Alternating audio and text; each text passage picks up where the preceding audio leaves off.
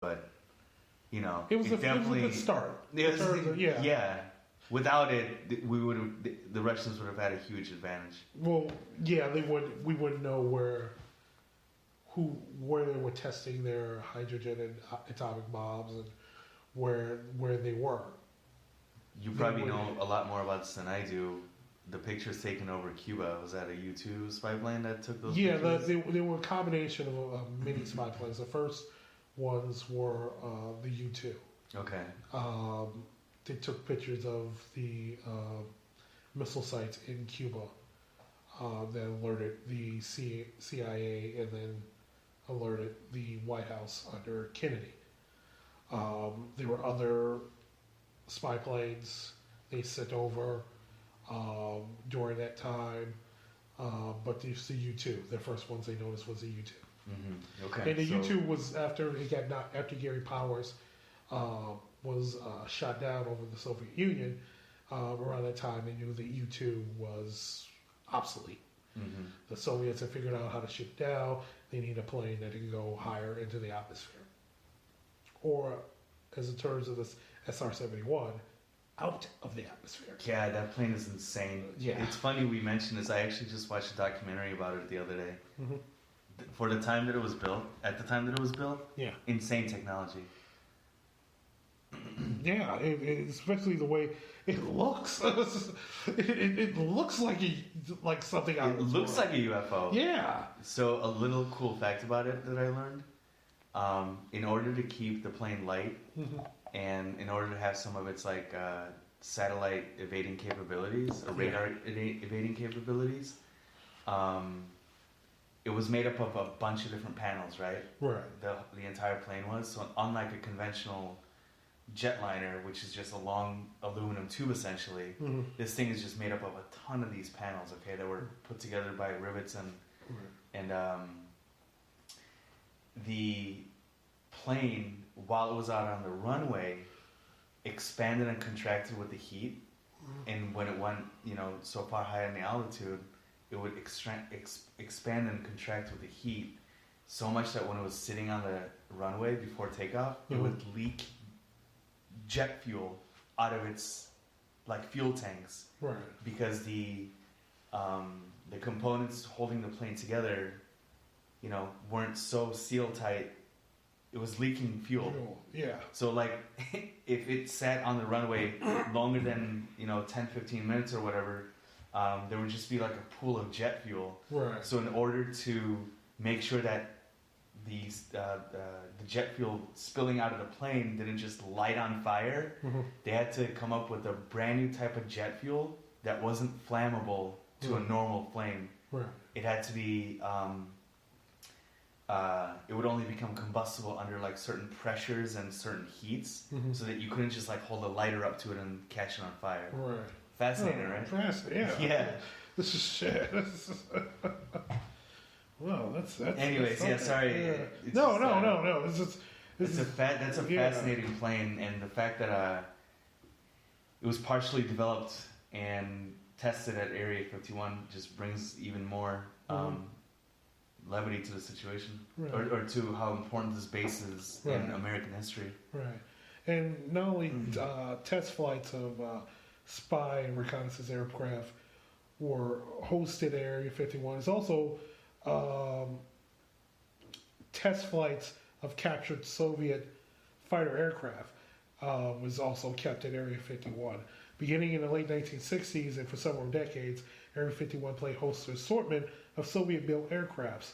Under the half-donut, half-drill, and half-ferry programs, the first MiGs flown in the United States were used to evaluate the aircraft and performance, technical and operation capabilities, pitting the types against U.S. fighter crafts. So they would capture MiGs. And they reverse engineer them, or break them down? They would test fly them, test fly them to see how they stacked against American aircrafts, mm-hmm. and then it would break them down, reverse engineer them. Like August 1966, Iraqi Air Force fighter pilot Captain Mir Reddeff defected, flying his MiG-21 to Israel had been ordered to attack Iraqi Kurd villages with napalm. His aircraft was transferred to Groom Lake in late 1967 for study. No. Jesus, I hope they brought him under witness protection. Yeah, he flew over Seriously. Yeah, they gave him asylum, I think. So he was tasked to bomb Iraqi civilians? Iraqi Kurds, yes. Iraqi Kurds. He defected, flew to Israel, landed there, and then Israel handed the plane over to the U.S.? Yeah. That's crazy. I was just about to ask, how do you even capture a Russian plane that you can fly? Defections. Yeah. Or they run out of fuel and, here we go, land here. Okay, come on looks in. Come on in. You might as well defect. Fuck it. That's crazy. Okay. Yeah, I mean, I guess if you turn off the radio when you're flying, it can't really stop you from landing wherever you want to land. Exactly, here's another one. August 12, 1968, two Syrian Air Force lieutenants took off in a pair of MiG-17Fs on a training mission. They lost their way and, believing they were over Lebanon, landed in Bezit's landing field in northern Israel.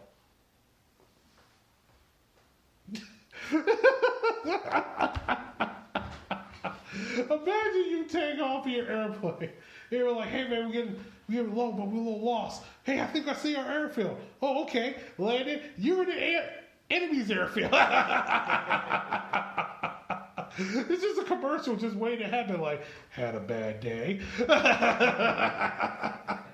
Have a Snickers. Or landed in Israel Air Force Base. Yeah. Man, that is terrible.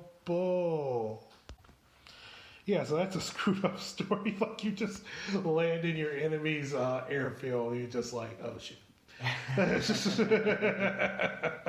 mean, at that point, there's sort of no backing out of that. Yeah, there's no getting out of that. Also, a little interesting fact: the MiGs that they collected and tested at Area 51 went into used to train Navy pilots at their Top Gun school in Miramar, California, which, if you're unfamiliar with that and you're going, well, who cares about that? You remember the movie Top Gun? Tom Cruise and Val Kilmer? Yeah, and Anthony Edwards and the great Tom Skerritt. Also with Michael Ironside, Tim Robbins, Meg Ryan. Iceman and Goose? Yes, Iceman, Goose, and Maverick.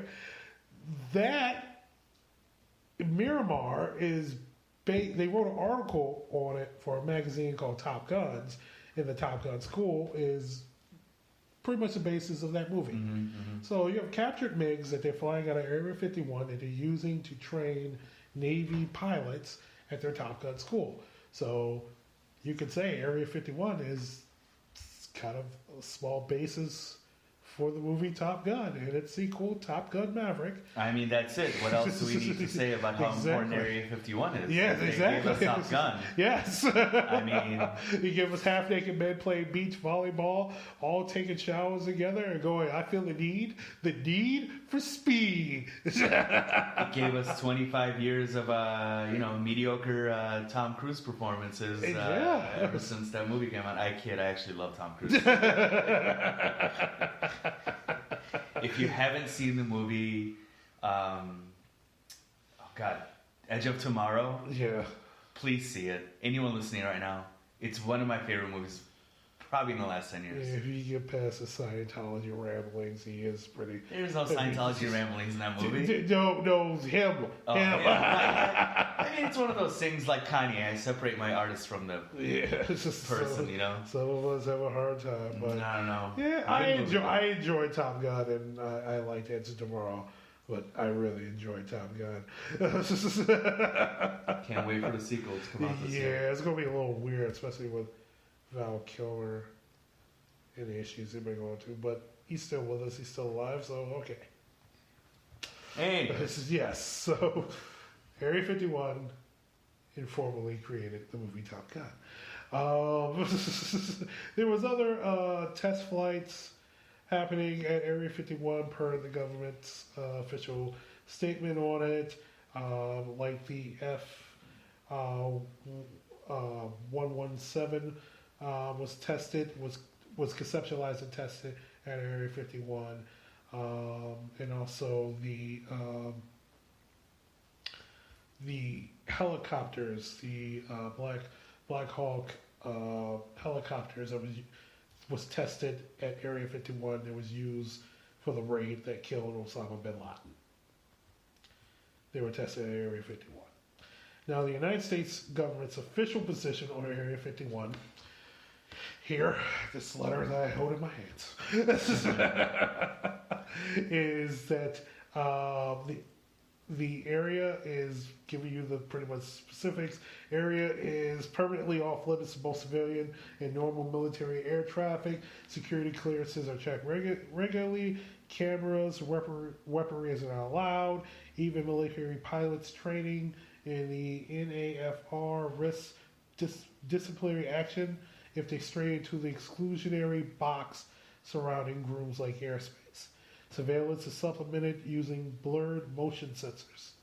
Area 51 is a common destination for Janet Airline, a small fleet of passenger aircraft operated on behalf of the United States Air Force to transport military personnel from primarily McLennan International Airport in Las Vegas, Nevada. So those are the planes that bring the workers in and out. Those are the planes. They have their own hangars in Las Vegas.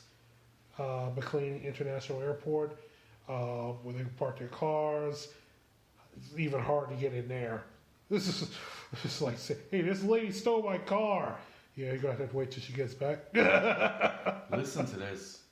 The airspace above Area 51, known as whatever, R480, whatever, is restricted to all commercial and military flights not originating from the base itself. Yeah. And then it goes on to say here that, in fact, pilots who fly into the buffer zone surrounding this flight area above Area 51 can face punishment from their commanders and are immediately ordered back to base. Knowingly flying into the area is much more of a serious offense, and pilots can face... Pilots, we're talking about like military pilots. Yeah, I just said that. Yeah. Can face court-martial, dishonorable discharge, and time in prison as a result of flying into this area. Yeah, knowingly fly into it. That's it. Your military career is over. You accidentally fly into it, you face some sort of punishment. Yeah, that's crazy. Even if it's like you have an emergency, your shit's been going haywire. You're going to crash. Motherfucker ain't that plane the other way. Yeah. And bail out. There's a nice desert right there. It was like, that little alien restaurant? Yeah, if you hit that, we're cool. Right. You face nothing. That McDonald's you see right there, if you hit it, kill civilians, we will cover for you. Do not land here. Of course, unless if you're Will Smith. Yeah, and it just drive up to Area 51. But under his excuse, there was an alien invasion going on, and he had an alien in the back of his truck. Yes, he did. Had an alien in the back of his truck. Yes, and he had Dennis Quaid right behind him, acting crazy and shit. Not just any alien, an alien he knocked out by punching him repeatedly in the face. Exactly. So he had some rights there. Yes. So yeah, that's a pass. That's a pass. That's a pass. It's Will Smith. Yeah. Ooh. Also very interesting fact about Area 51. There was an environmental lawsuit placed on Area 51 back in 1994. 5 unnamed civilian contractors and a widow of contractors, Walter Kaiser and Robert Frost, sued the Air Force and the United States Environmental Protection Agency. They alleged they had been present for large quantities of unknown chemicals that had been burnt in open pits and trenches at Groom Lake. Rutgers University biochemists analyzed biopsies from the complainants and found high levels of dioxin, dibenzofuran, and trilothyramine in their